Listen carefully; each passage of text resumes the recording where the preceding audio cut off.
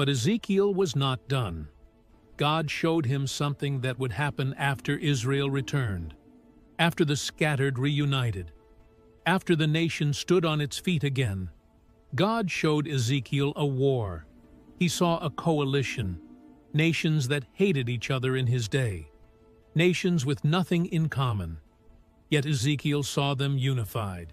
He saw them armed. He saw them marching toward Israel from one direction, the far north, and he named them, one by one. Prophecy 3.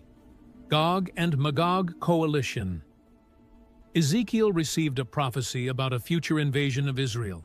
God told him to set his face against Gog, of the land of Magog, the prince of Rosh, Meshech, and Tubal. God said he would put hooks in his jaws and bring him out with his whole army. The invasion would come from the far north. It would be like a cloud covering the land. It would happen in the latter years against a people gathered from many nations who had been brought back from the sword and now live in safety. God named the coalition that would attack Israel: Gog from Magog, Rosh, Meshech, and Tubal, Persia, Cush, Put, Gomer, Beth Togarmah.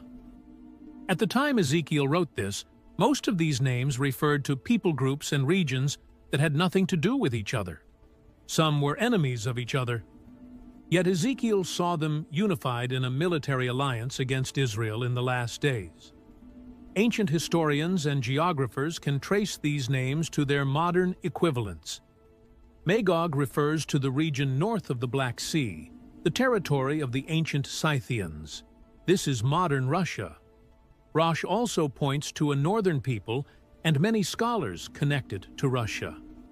Meshech and Tubal were regions in Anatolia and the Caucasus, corresponding to parts of modern Turkey and Russia. Persia requires no interpretation. Persia is Iran. The nation kept this name until 1935, when it was officially changed to Iran. Ezekiel did not use a code word. He used their actual name. Cush refers to the region south of Egypt, corresponding to Sudan and Ethiopia. Put was the region west of Egypt, modern Libya.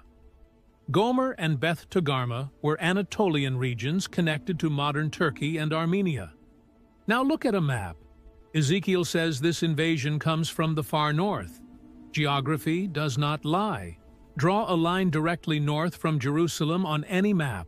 It passes through one nation, Russia. This is not interpretation. This is latitude. Moscow sits at the exact northern axis Ezekiel described 2,500 years ago. Ezekiel says God will put hooks in the jaws of Gog and drag him into this conflict.